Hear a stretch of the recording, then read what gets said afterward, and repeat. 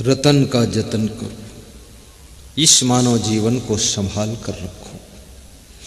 पुनर्वित्तम पुनर्चित्तम पुनर्भार्या पुनर्मही एतत् सर्वम पुनर्लभ्यम न शरीरम पुनः पुनः। गौर करना इस पर।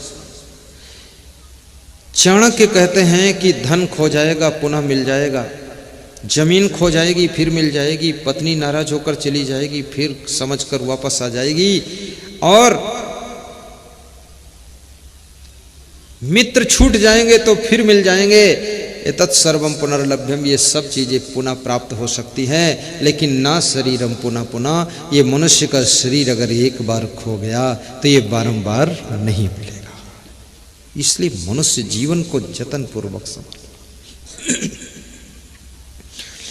और जीवन पैसे से नहीं मिलता है, माता पिता के सहयोग से मिलता है, और आपके पूर्व जन्म के कर्मों के प्रभाव से मनुष्य का जीवन मिलता है। अगर आपके कर्म खोटे हैं तो पशु पक्षी का शरीर मिलेगा, कीड़े मकोड़े का शरीर मिलेगा, गाय भैंस का शरीर मिलेगा, सांप बिच्छू का शरीर मिलेगा, शेर बाघ का शरीर मिलेगा, कुत्ते बिल्ली का शरीर मिलेगा।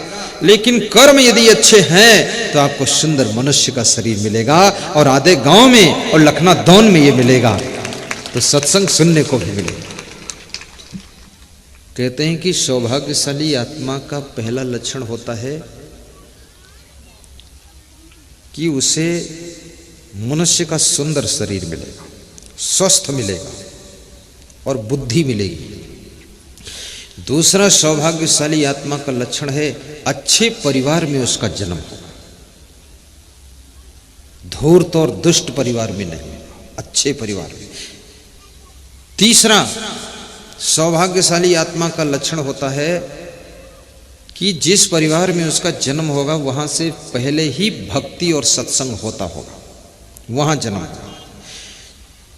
सौभाग्यशाली आत्मा का चौथा लक्षण है कि उसका जिस गांव में जन्म होगा वो गांव सत्संगी होगा। और सौभाग्यशाली आत्मा का पांचवां लक्षण है कि उसका जहां जन्म होगा, जिस क्षेत्र में जन्म होगा, वहां कोई महान संत साधु संत आते होंगे और जो बड़े बड़े सत्संग समागम करते होंगे और उसको सहज सुनने को मिलेगा। और छठा सौभाग्यशाली आत्मा का लक्षण है, सौभाग्यशाली जीव का लक्षण छठवां, कि जिस घर में जन्म होगा उस घर में हर चीज की व्यवस्था पहले से जमी होगी। मकान भी बना होगा, गाड़ी भी खड़ी होगी, सोफा सेट भी होगा, डबल बेड भी होगा, और किचन भी होगा। उस घर में किचकिच नहीं होगा, तो समझ लो ये सौभाग्यशाली आत्मा यहां जन्म ले रही है। और सौभाग्यशाली आत्मा का सातवां लक्षण कि उसको सच्चे और अच्छे और महान गुरु मिल जाएंगे और उनका शिष्य बन जाएगा और उनका ध्यान करता रहेगा। और आठवां सौभाग्यशाली आत्मा का लक्षण है कि वो बचपन से ही कोई नशा व्यसन नहीं करेगा। उसके आसपास में कितने बिगड़ गए लोग हों, भ्रष्ट लोग हों, लेकिन उसके अंदर एक भी अवगुण नहीं आएगा। ये सौभाग्यशाली आत्मा का आठवां लक्षण है। और सौभाग्यशाली आत्मा का नौवां लक्षण, 11 लक्षण होते हैं, कि वो जिंदगी भर अपने माता पिता का आदर करेगा, बड़ों का सम्मान करेगा, पढ़ने में मन लगाएगा, शैतानी नहीं करेगा, नम्रता रखेगा। माता पिता कुछ कह देंगे, सास ससुर कह देंगे, डांट देंगे तो भी गम खा लेगा, सह लेगा, मुंह नहीं फुलाएगा। तो समझ लो सौभाग्यशाली आत्मा का नवां लक्षण आ गया है। और सौभाग्यशाली आत्मा का 10वां लक्षण, वो चरित्रवान भी होगा। उसका चरित्र चमकता हुआ सितारा होगा, जहां भी बैठेगा उसका तेज और तप निराला होगा, उसका प्रभाव निराला होगा। ये सौभाग्यशाली आत्मा का लक्षण है। और 11वां लक्षण सौभाग्यशाली आत्मा का होता है कि वो ज्ञानी भी होगा, ज्ञान की बात करेगा। स्त्री हो या पुरुष हो, लड़की हो या लड़का हो, गृहस्थ हो या विरक्त हो, लेकिन वो ज्ञान चर्चा करेगा, समझदारी से काम करेगा। और 12वां सौभाग्यशाली आत्मा का लक्षण कि हमेशा वो प्रसन्न रहेगा, खुश रहेगा। पैदल चलेगा तो भी खुश होकर चलेगा, मोटरसाइकिल पर चलेगा तो भी मुस्कुराता हुआ चलेगा, कार में चलेगा तो भी हंसता हुआ चलेगा, एरोप्लेन में उड़ेगा लेकिन जिंदगी को प्लेन रखेगा। ऐसा व्यक्ति जो होगा तो समझ लेना कि ये सौभाग्यशाली आत्मा ने जन्म ले लिया।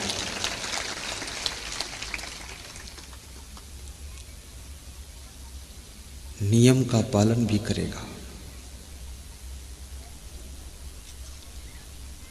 अब ये सब लक्षणों से युक्त तुम्हारे घर में अगर कोई पुत्र का जन्म हो जाए,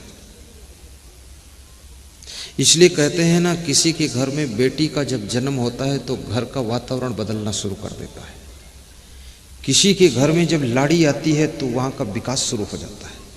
किसी के आश्रम में कोई महान शिष्य आ जाता है, सौभाग्यशाली आत्मा, तो वहां का डेवलप प्रारंभ हो जाता है।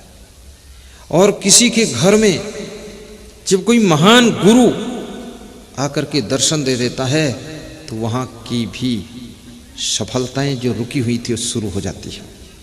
और किसी के घर में जब ऐसा कोई नाती के रूप में, नातिन के रूप में संतान बन करके आता है तो उस घर के दुख दरिद्र दूर होने लग जाते हैं। लेकिन ऐसा आएगा कैसे, ऐसी आत्मा कैसे आएगी, उसका फार्मूला बता देता हूं। जो लोग हर महीने में कुछ न कुछ सेवा और परोपकार निस्वार्थ भाव से करते हैं, कुंवारी कन्याओं को खीर पूड़ी खिला देते हैं, साधु संतों का भंडारा करते हैं, उनके पुण्य इकट्ठे होते हैं, या किसी गरीब को सहयोग कर देते हैं, या कोई समागम हो रहा है उसमें मदद करते हैं, या गौ माता की सेवा के लिए दान करते हैं, या अनाथ बच्चों के लिए कुछ दान करते हैं, या साधु संत की सेवा के लिए दान करते हैं, धर्म की रक्षा के लिए जो मेहनत करते हैं, जो भक्ति का विस्तार करने के लिए परिश्रम करते हैं, समर्पण करते हैं, या जो लोग दूसरों को अच्छी बातें सिखाते रहते हैं, खुद अच्छी बातों का पालन करते हैं, उनके इतने पुण्य इकट्ठे हो जाते हैं, इतने पुण्य इकट्ठे हो जाते हैं कि उसी पुण्य के प्रभाव से उनके घर में कोई सौभाग्यशाली आत्मा आकर के जन्म ले लेती है। ये जिनके घर में दुष्ट आत्माओं का जन्म होता है ना, ये कहीं ना कहीं चूक हो रही है। और मैं तो आपको एक बात और बता दूंगा आज, स्पष्ट रूप से समझना कि जो भी आपको मिलते हैं लोग, पुत्र के रूप में, पति के रूप में, पत्नी के रूप में, सासू के रूप में, गुरु के रूप में, शिष्य के रूप में, नाती नातिन के रूप में, नाना नानी, मामा मामी, मौसी मौसा के रूप में, एन केन प्रकार ने सर्वत्र रूपों में जो भी तुमसे मिलते हैं, रिश्ते में, फरिश्ते में, वह सब आपके कर्मों के प्रभाव से मिलते हैं। केवल आपके कर्मों का प्रभाव होता है, आपकी किस्मत का खेल होता है सब। और कर्म से किस्मत बनती है। किस्मत कोई भगवान नहीं बनाता है, किस्मत कोई यमराज बदलता नहीं है।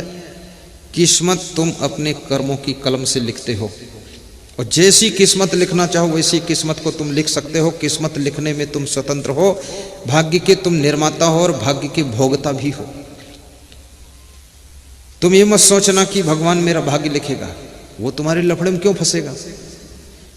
क्योंकि इतने बड़े लोग, इतनी बड़ी जनसंख्या है विश्व के अंदर मनुष्य की, और सबका भाग्य अगर भगवान लिखे, कर्मों का लेखा जोखा भगवान के पास रहे, तो उसको कितना बड़ा कार्यालय खोलना पड़ेगा सोचो। और कार्यालय में भी तो कार्यकर्ता रखना पड़ेगा, क्लर्क रखना पड़ेगा, अकाउंटेंट रखना पड़ेगा, सारा सिस्टम। और तुम अकाउंटेंट को अगर थोड़ा रिश्वत दे दोगे तो भाग्य तुम्हारा अच्छा लिख देगा, तो वहाँ भी रिश्वतखोरी शुरू हो जाएगी, भगवान के कार्यालय में भी गड़बड़ हो जाएगी। इसलिए भगवान ने इस व्यवस्था को अपने पास रखा ही नहीं, ये व्यवस्था तुम्हारे हाथ में दे दिया कि तुम तुम्हारा जैसा कर्म करो वैसा तुम्हारा खुद भाग्य बनेगा। तुम स्वतंत्र हो, तुम्हारे लफड़े में मैं नहीं फंसूंगा, क्योंकि आदमी के लफड़े में जो फंस जाए वो तो बर्बाद ही हो जाता है। इसलिए भगवान भी तुमसे दूर रहता है। अब तुम जब कर्म करने में स्वतंत्र हो, अपने भाग्य को लिखने में स्वतंत्र हो, तुम खुद ही अपना भाग्य लिखते हो, तो गलत क्यों लिखते हो? अच्छा भाग्य लिखो। और भाग्य को बदलने की भी सामर्थ्य तुम्हारे अंदर है, भाग्य को चेंज करने की भी क्षमता तुम्हारे अंदर है। और भाग्य को निखारने की क्षमता है, भाग्य को बढ़ाने की क्षमता है, भाग्य को जगाने की क्षमता है। और ये अवसर मनुष्य जीवन ऐसा है, नए भाग्य की रचना करने का भी अवसर ये है और पुराने भाग्य को भोगने का भी अवसर है। इसलिए इस अवसर में आप अपने भाग्य को चमका सकते हो, संभाल सकते हो और नए भाग्य की रचना कर सकते हो और जन्मों जन्मों तक आप सुख शांति पा सकते हो।